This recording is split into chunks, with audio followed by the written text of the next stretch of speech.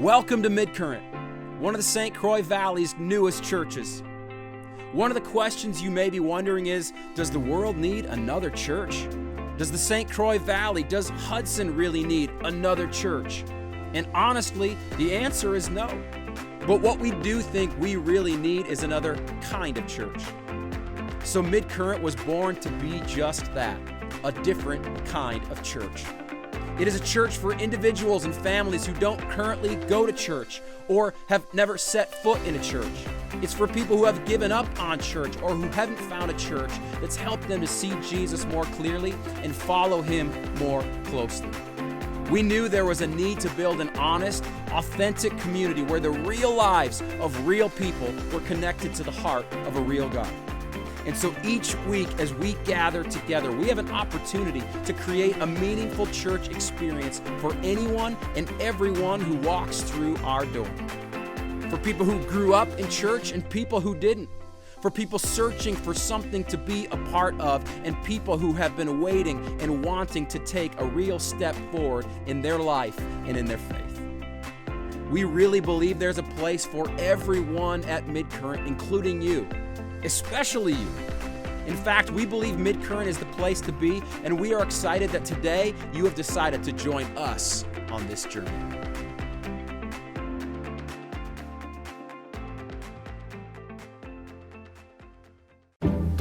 Hey, welcome everyone to Midcurrent Church. My name is Sten, and I'm the pastor here, and this is the real backbone behind all things Midcurrent Church. My wife, Erica, and we are both so glad to have you joining us today for Church Online. I know that so many of you are probably saying to yourself by now, Church Online is great, but it's not the same as church together in person. Yeah, for sure. And if that's you, we totally get how you feel. We miss being together too. But let me tell you the one thing that we both appreciate about this break from church as we knew it before. It's such a great reminder that church is not a building. It's not a place. It's people. The church doesn't exist for us. We are the church, and we exist for the world around us and the neighbors around us and all the people that God has placed in our lives. Yeah, that's so good. So here's the thing. The bad news is that yes, the doors of our church are closed right now, but here's the great news that I hope you have not forgotten in the past few months. Our Bibles are not closed to be reading God's word that was written to us and written for us for our own good. Our lips are not closed to be singing or to just be giving thanks to God at all times and in all things in our everyday life. And our hearts are not closed. They are not closed off to loving God and loving our neighbor, the only two things that God has really asked of us. Yeah, that's the good news about all of this. But trust us, we get it. There are plenty of things and plenty of people that you miss being with on a Sunday morning. So today we wanted to bring some of those people to you. Take a look. Hi there, Midcurrent. We're the Dykstras. I'm Adam. This is Izzy. I'm Laura. And I'm Patty. We've been busy these days taking family walks every day, all four of us. And I decided we needed a new spot for a campfire in the backyard, so I built that. I've been doing a lot of craft projects. Nora and I have been cooking together quite a bit. And while we do like sleeping in a little later Sunday mornings, we do really miss the setup time down in the basement with the rest of the kids' team and seeing all the families and kids. And I know we can't be together now, but we look forward to doing that again and seeing you all sometime in the future. So, have a good day. Bye, Midcurrent. She says bye, and her superhero name is Mr. Fluffy Fluff because she's so fluffy. Goodbye. It's so fun to see all your faces again. Thanks for letting us know how you're doing in the midst of this season when so many things in our lives have been put on hold. Yeah, you are probably feeling that. So many things have been put on hold. The truth, however, is that church is not one of them. right? Church is not on hold, and God is not taking a break from the way that He is at work around us. In fact, I was reminded of that in a recent email I received this week. Here's what that email said to me. The email said, "I just wanted to thank you for your time, for your work, your love, and encouragement through your messages over the past few months. I'm sure doing all of this online and still wanting to bring people to Jesus can come with some struggle." This person is exactly right. She went on to say, "I wanted to share that my younger sister has been watching our church online. It has been years since she's been to a church, and she now looks forward to it every single week." I love that. And now that in and of itself was awesome. And then I got an email this week from the sister who verified the whole thing and shared that ever since she began watching Midcurrent online on Easter, she hasn't missed a service. And here's her exact words: "It has started to open my heart and soften my heart toward God." Friends, that is why we do what we do. And that is exactly why Erica and I give back to God here at Midcurrent, so that real everyday people have a chance to connect or reconnect to the heart of a very real God who wants to know us and who wants to be in a relationship with us. And so many of you give to that mission as well, right? You help to make that sister's story possible. And so we want to say thank you for that. Thanks for making giving a part of the way that you worship God and give thanks to Him.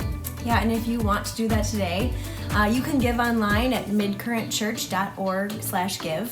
You can text any dollar amount to 84321, or you can send a gift in the mail to 55 Robin Lane in Hudson, Wisconsin.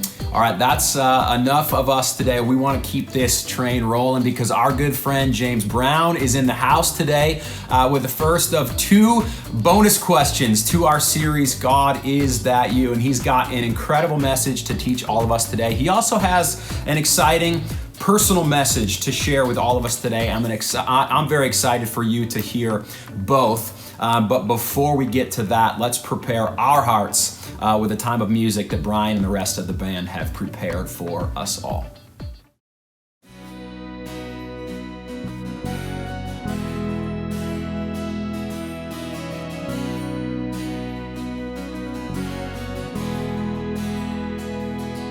When darkness tries to roll over my bones, sorrow comes to steal the joy I hold. Brokenness and pain is all I know. Oh, I won't be shaken. No, I won't be shaken.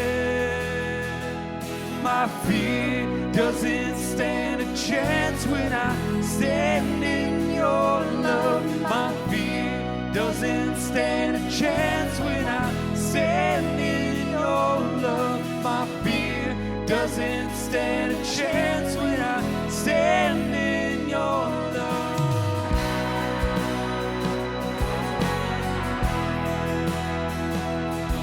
Oh, and shame no longer has a place to hide. I am not a captive to lie. I'm not afraid to leave my past behind. Oh, I won't be shaken. No, I won't be shaken. 'Cause my fear doesn't stand a chance when I stand in your love. My fear doesn't stand a chance when I stand in your love. My fear doesn't stand a chance when I stand in your love. This power that can break off every chain. This power that can empty out a grave. This resurrection power that can save. There's power in your name. Power in your name. Oh, this power that can break off every chain. This power that can empty out a grave. This resurrection power I can say there's power in your name, power in your name. Well, my fear doesn't stand a chance when I stand in your love. My fear doesn't stand a chance when I stand in your love. My fear doesn't stand a chance when I stand in your love. My fear, oh, my fear doesn't stand a chance when I stand in your love. My fear doesn't stand a chance when I stand in your love. My fear doesn't stand a chance when I stand in your love. I stand in your love. I'm standing on the right. I'm standing in your love.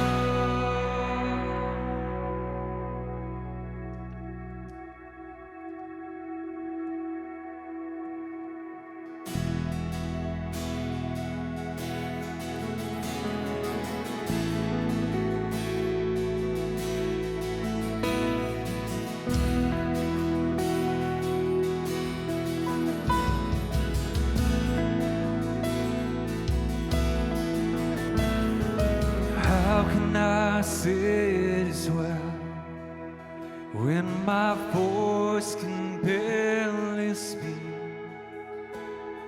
How can I sing you a song in the midst of suffering? Jesus, will you meet me here? Let your peace wash over me. 'Cause I need you now more than ever. Teach my soul to sing. My God is still in control, and still He reigns on His throne. The mountains may tremble, sea billows roll. I'll sing, it is well with my soul. My God is still in control.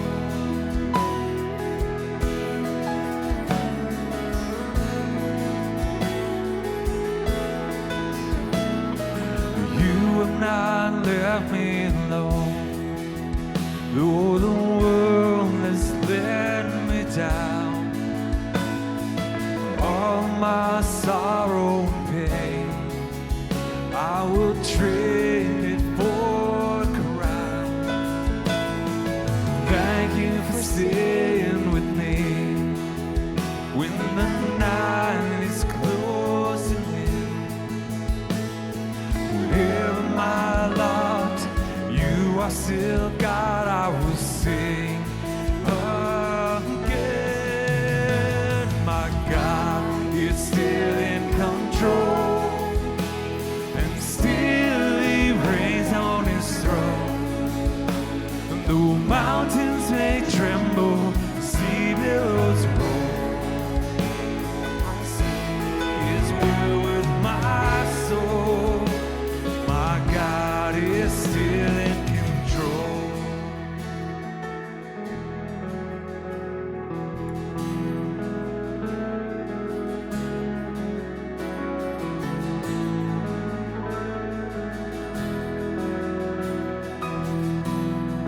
It's well with my soul.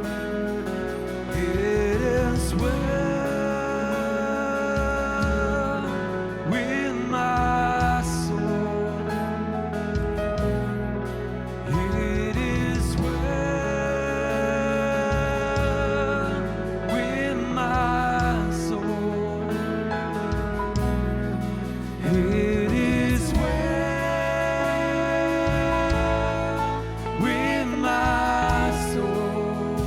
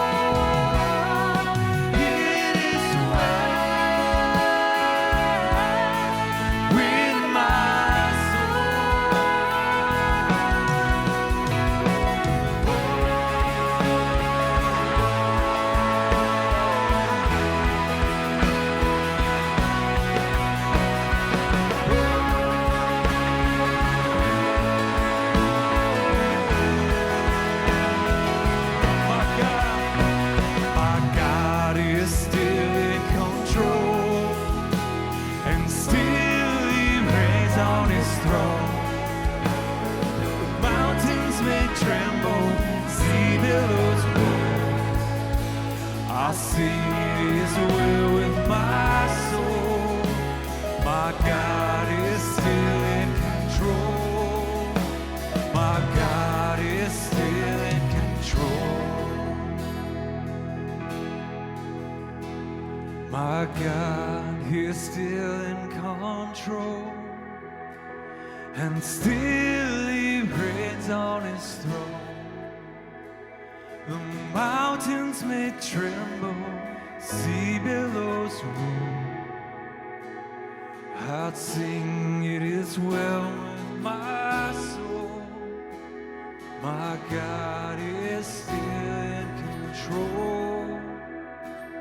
My God is still in control.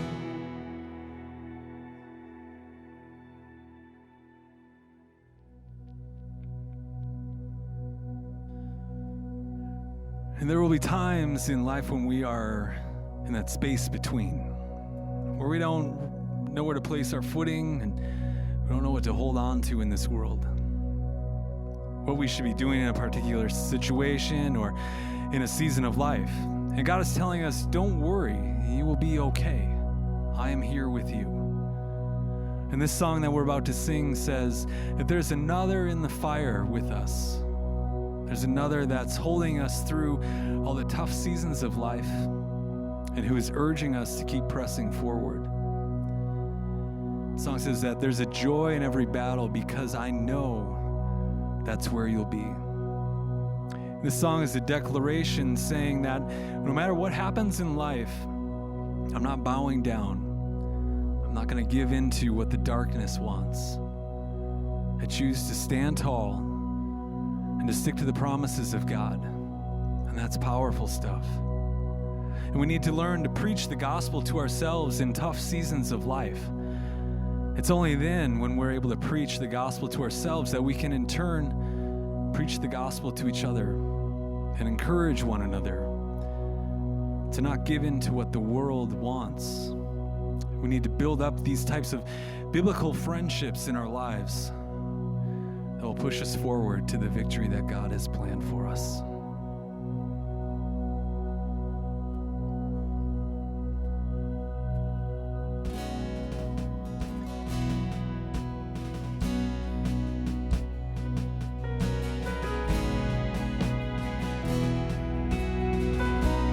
There's a grace.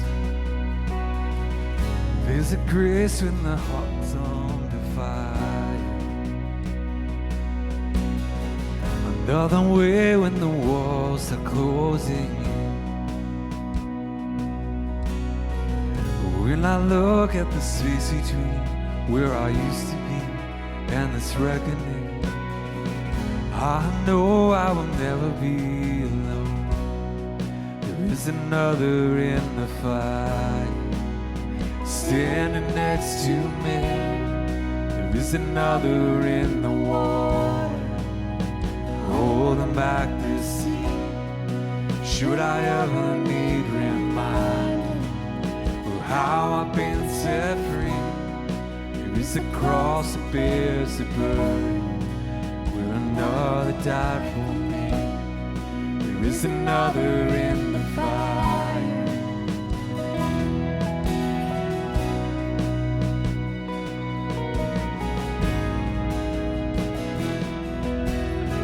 All my debt left it dead beneath the water. I'm no longer a slave to my sin anymore. Should I fall in the space between what remains of me and this reckoning? Either way, I won't bow to the things of this world. And I know I will never be alone. There's another in the fire, sitting next to me. There's another in the waters, holding back the sin. Should I ever need reminding how it set me free? There's a grave that holds nobody, and the power lives in there. There's another in the fire. Oh, there's another in the fire. Oh, there is another in the fire. Oh, there is another in the fire. Oh, I can see the light in the darkness. Darkness bows to him. Hear the roar in the heavens. Space between west and can feel the ground shake beneath us. As the prison walls caving. Nothing stands between us. Nothing stands between us.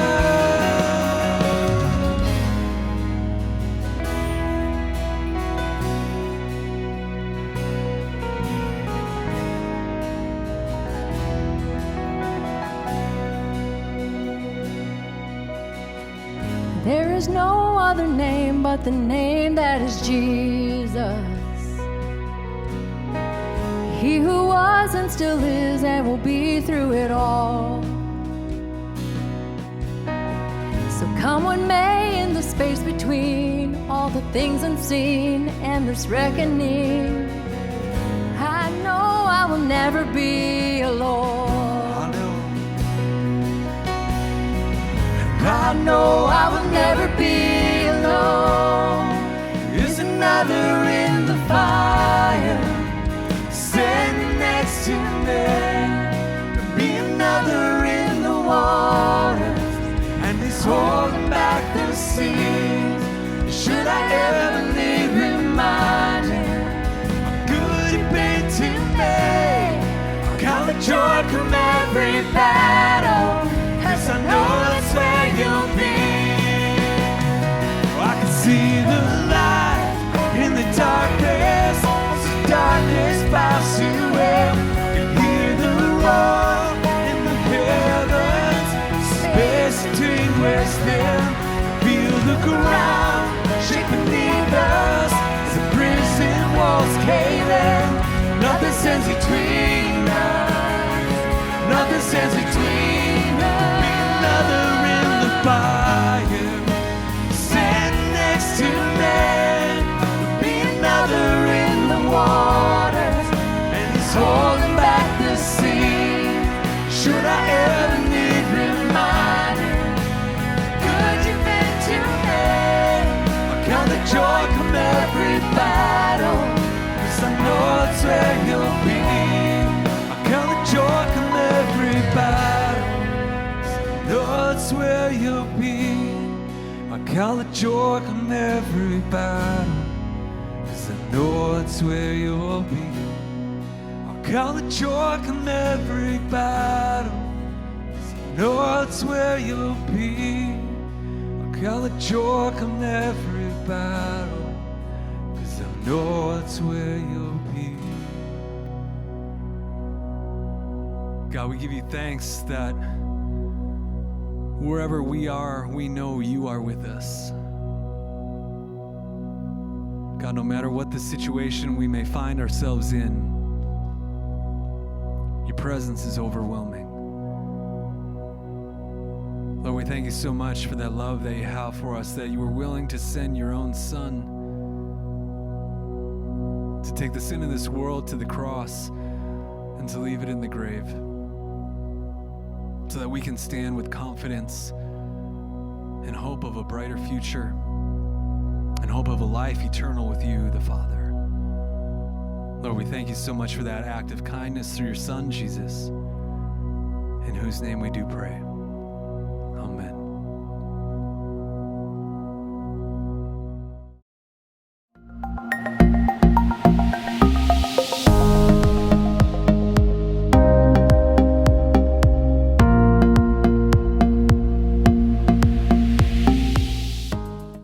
How are we doing mid-current? Yes, yes, yes. It is so good to be with you today. If you are tuning in, my name is James Brown, and I am a friend of this church. And I'm excited to share my message with you today. But actually, I'm not only excited to share this sermon, I'm also excited to share some news with you as well. Now, if you're new to Midcurrent, I want to welcome you, be one of the first to welcome you as you are tuning in. And if you've been around, though, for 6 months or so, you probably do know who I am. If you're new, maybe not, but if you've been around a while, you've seen me sub in for Pastor Sten from time to time. In fact, I think this might actually be my 10th time preaching at Midcurrent, and it has been an absolute honor for me to do that these many times. And so about a month ago, the news I want to share with you is that I agreed to join the Cedar Brook Church team as the new teaching and discipleship pastor there.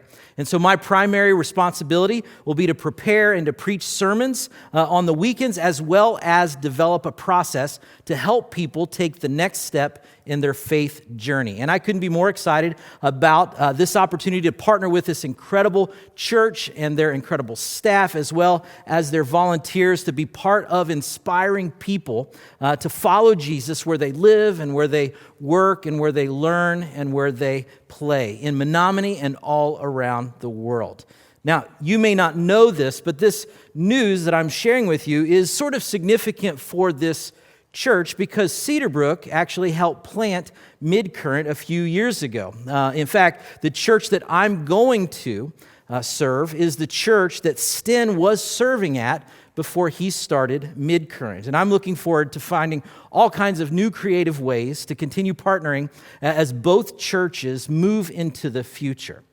Now, this position that I'm telling you about is interesting to me in the life of Midcurrent, not only for the relational connection that I just talked about, but also because of what we've been learning and looking at in this series that we've been in called God Is That You?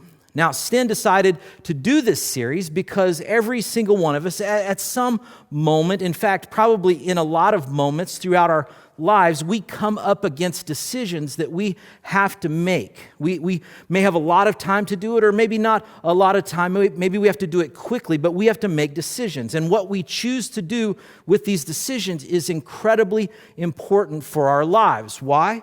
Well, because we make decisions, and then the decisions we make eventually make us. Our decisions are important because our decisions actually determine the direction and the quality of our lives. And so for me, I had a great job, and so I have a great job. Before I started at Cedar Brook, I had a great job, and maybe you had a great job too, and then out of nowhere, things happen, and then you're offered another amazing opportunity. And there are a lot of factors that you have to weigh when a new opportunity comes your way that influence the decision that you need to make. There's lots of positive things you need to consider, but there's also a lot of negative things as well. So the question then becomes, as you look at all the possibilities, how do you make a decision like this? I mean, that was my decision-making situation recently, and maybe that's your decision-making situation as well. Or maybe your decision that you're in the midst of is that you find yourself in a relationship and everything is going great. But then something happens. You get some news about the individual that you're dating or you're married to, and you hear something or you see something that kind of puts up a red flag, or you find something out, and you didn't ask for this information, you didn't expect the information, you weren't seeking it out, but you need to do something about it now that you know about it. So what do you do? How do you make a decision like this? Or maybe now that we're kind of moving through to the other side of this COVID-19 chaos, things have changed for you financially. I mean, you didn't expect or plan for how this would play out in your life, but something on the other side of this has to change. And so how do you navigate that? Do you downsize? Do you take a job that you don't really want but you need? Do you get a second job? Do you quit or postpone or maybe not go back to school at all? I mean, you've got to make a decision about this thing, so how do you decide on what to do? Or maybe the decision that you need to make or that you're facing has to do with the future of a friendship, something maybe that there's an opportunity for you to invest in, or there's a medical procedure that you need to have, or whatever else that you're facing, whatever other life-altering, trajectory-shifting life choice in front of you. The question that sits in front of us is, how do we make a decision like this? How do we make a decision that is, one, a difficult one to make? How do we do that? And I'm so glad that you're a part of the message today and that you've been part of this God Is That You series, because Sten has outlined for us 4 essential questions that we can look at and we can ask ourselves to help us hear God's voice more clearly and follow God's leading more closely in our lives when it comes to making decisions. And if you've missed any of the last few weeks of this series, I just want to go over the questions that Sten has brought to life for us. And here they are. You can look at them on the screen. Is this decision consistent with Scripture? Is this decision affirmed in community? Is this decision life-giving? Does this decision take faith to believe? And I would say if you've missed any of the messages in this series, I just want to encourage you to go back to the Midcurrent website and download and watch or listen to any of the ones that you need to catch up on, because each of these questions are incredibly important and helpful and powerful as we try to figure out what God's next step is for us in any situation. And if you ran every decision that you had to make through this filter that he has outlined so far, I guarantee you it would absolutely change your life. It would impact your life in a positive way. But as I was following along with this series, I realized that there were actually a couple more questions that I regularly use as I'm decision making in my life that I would want to add to the list that I would love to share with you. And so in preparing for this message, I asked Stan if I could add them to the list, and he said absolutely. And so to roll out the first bonus question that I want to give you as part of this God Is That You series, to do that, I need to introduce you to what I think is one of the most fascinating people in the entire Bible. And the scenes that we're going to look at from this story, we can learn many, many powerful lessons. But I think there's one part in particular that gives us incredible insight into how we can make our best decision-making moves. So if you have a Bible, or if you have a Bible app with you today, please go with me to Genesis chapter 39. Genesis chapter 39. Because today we're going to look at one of my favorite characters in the whole Bible, a guy by the name of Joseph. And FYI, just so you know, a little bit of Bible information, there are 3 major Josephs in the Bible. There's Joseph, the husband of Mary, who was the mother of Jesus. That was a Joseph. There's also a Joseph of Arimathea. He was a rich guy who buried Jesus in his own tomb after Jesus was killed on the cross. And then there's also the Joseph that we're going to talk about today. His name was Joseph as well. And he was one of the 12 sons of Jacob, who was the forefather of the Jewish faith. And so Joseph's story is found in Genesis. And what's cool is that we know more about Joseph's life in this condensed period of Genesis than we pretty much know about anybody else in the first 3 quarters of the whole Bible. In the Old Testament, we know more about Joseph than almost anybody. And so we're going to look at his story today. And we're going to pick it up in Genesis chapter 39, verse 6, somewhere right in the middle of his story. And verse 6 says this: So Potiphar gave Joseph complete administrative responsibility over everything he owned. So Potiphar gave Joseph complete, total administrative responsibility over everything he owned. Now, at first read, this sort of seems like a random verse, and in order to understand what we're looking at here, we need to go back a little in the story. So in 2 minutes, I want to give you a summary of Joseph's life up until this point. Here's a summary of Joseph's life that I put together a few years back that will take you right up into this moment. So pay attention. Here we go.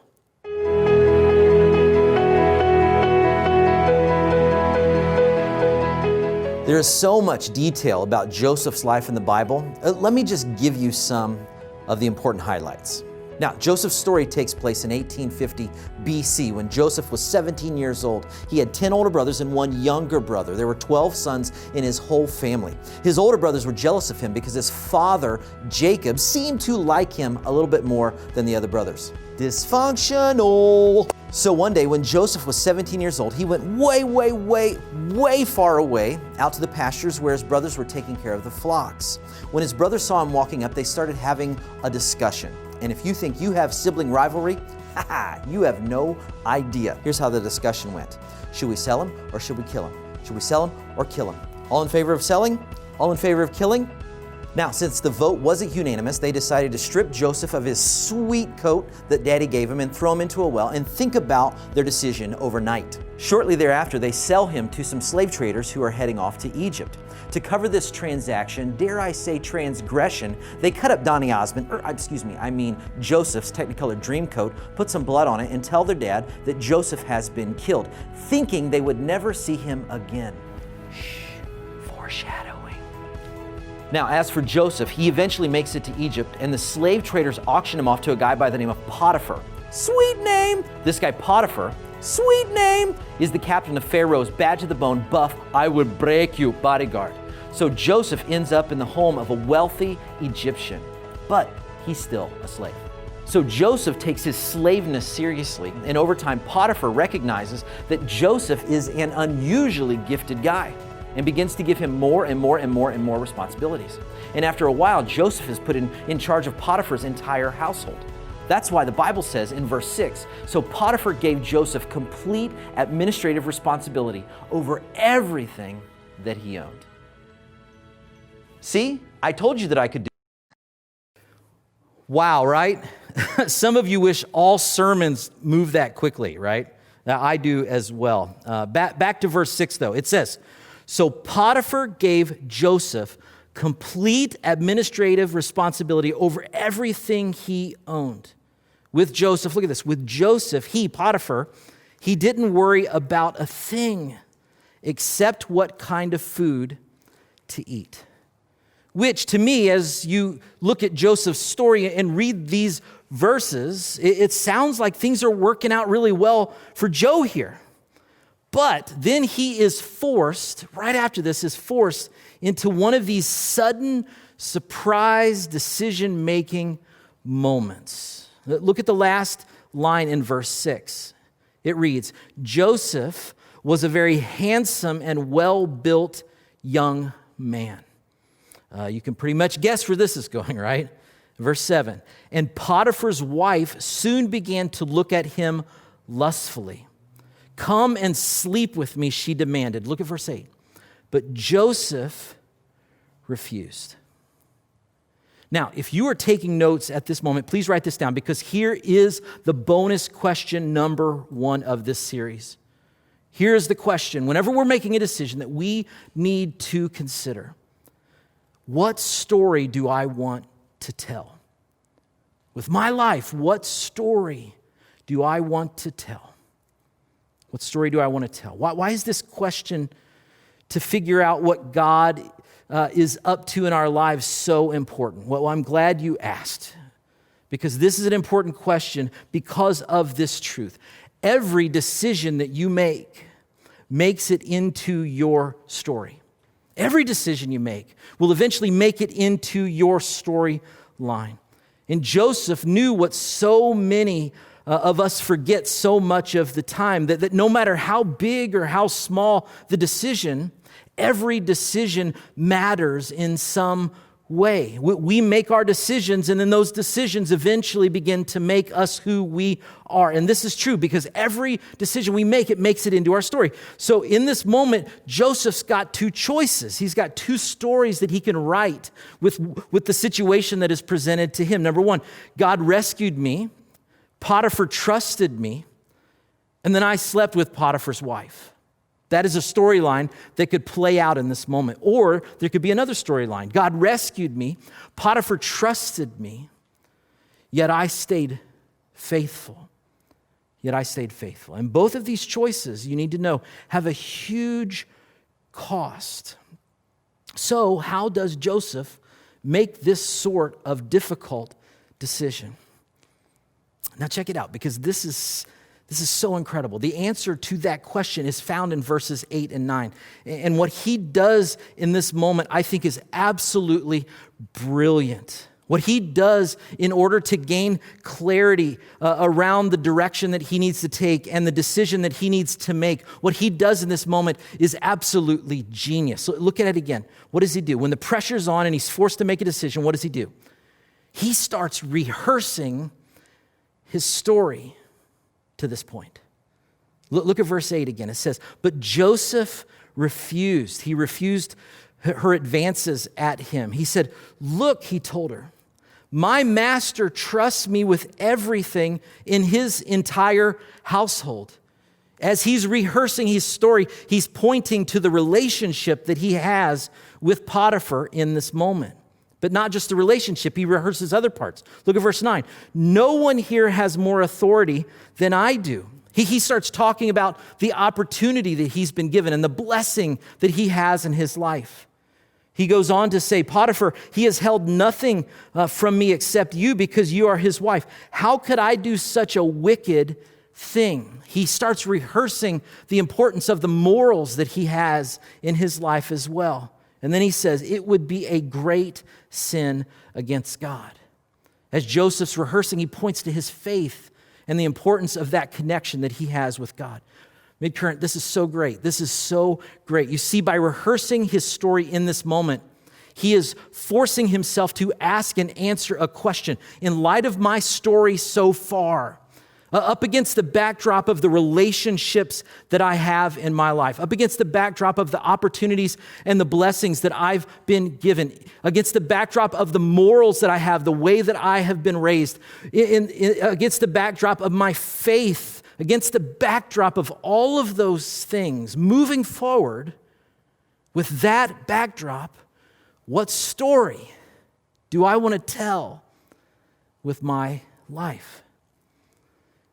You see, what Joseph understood more than most of us is that you don't get to decide the circumstances you find yourself in. You don't always get to decide the situations that you end up in. I mean, this is so true with Joseph. I mean, he was sold into slavery by his brothers, and then now Potiphar's wife is making advances toward him. And just like Joseph, we have the same kind of situation. In the same way, many times in our lives, we don't get to decide whether or not certain chapters are going to get written. We don't get to decide that. But, and this is huge, we do get to ultimately choose the content of those chapters that are written. We do get to ultimately write the paragraphs on each page inside of those chapters. We do get to decide on the decisions that are in front of us. We do get to decide what story we get to tell. And since every decision that we make makes it into our story, as we attempt to move our lives closer and closer to God's will, every decision that we make is an opportunity to continue our storyline or to change the script, to continue writing the way things are always going, or begin changing the plot so it looks a little different than what came before. We have that choice. And sometimes in order to do that, you have to look ahead at the way that you want the story to end. One of the places that this was so prevalent in my life as a pastor was when it came to marital counseling. At the church that I used to serve at, one of the requirements is that you had to go through the marriage mentoring program before you were qualified to be able to participate in a wedding that was officiated by a pastor at that church. But what was unique about this ministry is that they love to meet the couples in the marriage ministry love to meet with the young couples getting married, except for the first conversation if they were living together. For whatever reason, those mentors did not like having that awkward situation, having that awkward conversation where you had to talk about that.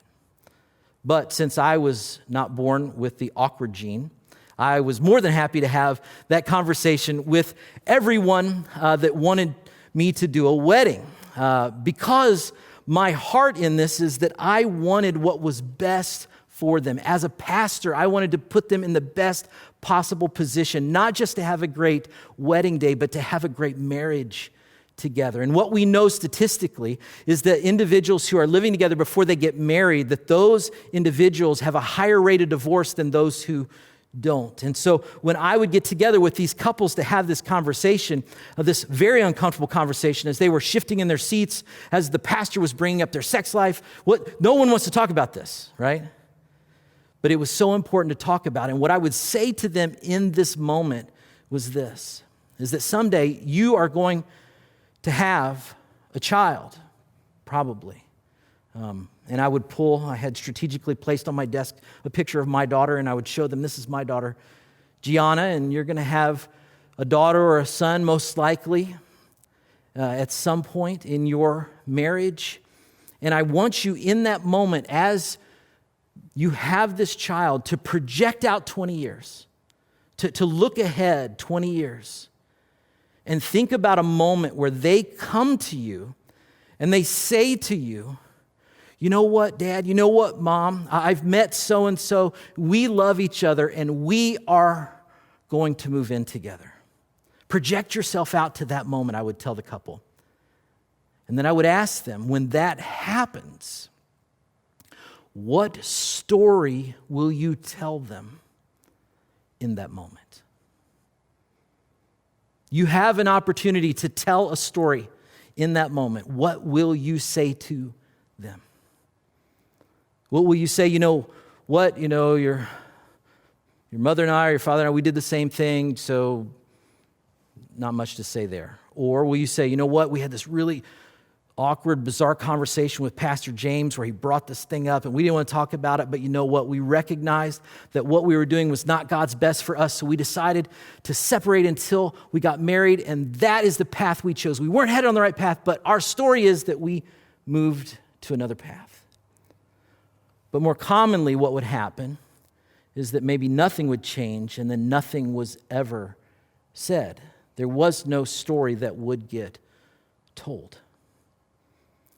You see, that's just one example of when you look out and ask yourself the question, what kind of story do I want to be able to talk about and say and tell about the situation that I'm in right now? And maybe as you're looking to marriage and getting married and a life together, maybe that's one of the conversations that you need to have. What story do we want to tell with our life before as well as after?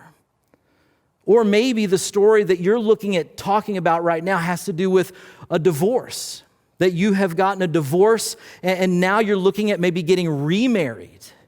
And the question is, are you rushing into it? And will the story end up the exact same way? Or have you taken time to heal so that the script is flipped and rewritten for a new day in your life?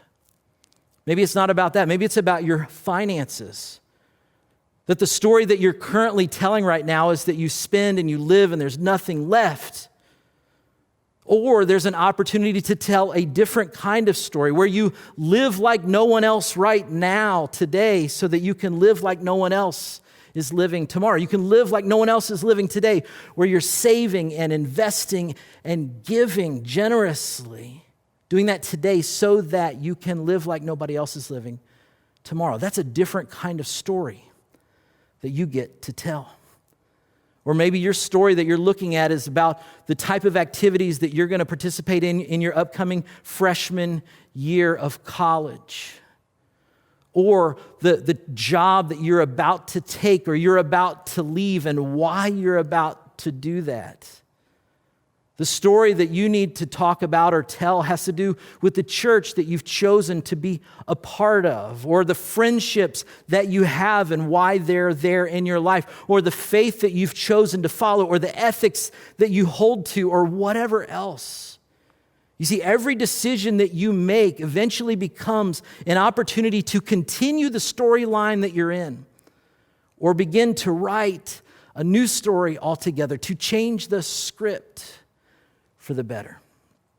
And this is especially true as parents. I mean, our decisions become part of our kids' story. When your kids tell the story of their life, guess who they start with? They start with you. What you said and what you did and how you responded to the different crises and decisions that you had in your life. Their story begins with your decisions today. If you're married, that's true. Or your story, if you are a single individual, your story matters as well. I mean, your single story becomes part of someone else's marriage story. Because when you get married, your story becomes his story, and her story becomes your story as well. So what you do now matters. What you do now sets your someday spouse up for success or for failure. I mean, you're writing that story right now. And if you get together and you find a spouse and you have kids, those stories will inspire your kids to greatness, or they will be something that they replicate in their life, or they won't even know your story because you don't want to tell your story. But whether you tell it or don't tell it, or whether you're proud of it or not proud of it, regardless, your story will be part of their story. The question isn't whether you're going to have a story, it's what kind of story are you going to write with your life? What kind of story do you want to tell? And I want to encourage you today to live in such a way that you can tell your whole story, that your life can be a tell-all. In other words, if you're asking, God, is that you about some sort of situation that you have in your life, think through the story it will write in your life. What will you be able to look into the eyes of your children? Will you be able to look into the eyes of your grandchildren, or your now spouse, or your future spouse? Will you be able to look through their eyes and be able to tell them the entire story? Or will your decisions create a part of your story that you are going to want to skip? Or a part of your story that you're going to want to fast forward through when you're sharing your life with those individuals? Or will you have to lie about part of your story? If so, what if you flipped the script? What if you did something entirely different and made the decision that when it came time to tell about the decisions that you made in your life, you could just simply tell it all? You could just share it all. You see, like Joseph, we don't always get to decide what happens to us. But what we do get to decide about is what gets written into our stories. And as we attempt to figure out, God, is that you? The question is, what story do I want to tell? And is that the kind of story that I am writing right now? So Midcurrent, let's make our stories good ones. Let's write good ones. Let's live good ones. Let's make our stories God-honoring stories that we won't regret writing, so that someday we will be excited to tell it all. Let's pray together. God, we pause in this moment just recognizing that so many of those watching today are sitting before decisions that need to be made. And some of those decisions, God, have to do with the relationships that they have. Some of them have to do with the opportunities and blessings that they have been given. Some of them have to do with the morals that they have, or the faith in God that they hold on to. And these are difficult decisions. And so, God, today I pray for wisdom. that as we look to decide and look to where you are leading us, that we would consider what kind of story this decision will ultimately become. Because we know, God, that every decision that we make makes it into our story. Help us to make good ones that we can freely share. And God, we thank you for Jesus and his example of how to live in this way. To live in this way that is a story of good news that is being told. And so, God, we thank you for this moment. And it's in his name that we pray. And all God's people said, amen. Hey, James, first of all, congrats on your new gig, and thank you for the awesome part that you have played here at Midcurrent over the years, and thanks for your message today. It is so important that we ask ourselves what stories we want our lives to be telling. Yeah, it really is a great question. I look forward to the second bonus question James will introduce next week for the official end of the series, God, Is That You? We really hope you'll join us again. Have a great week.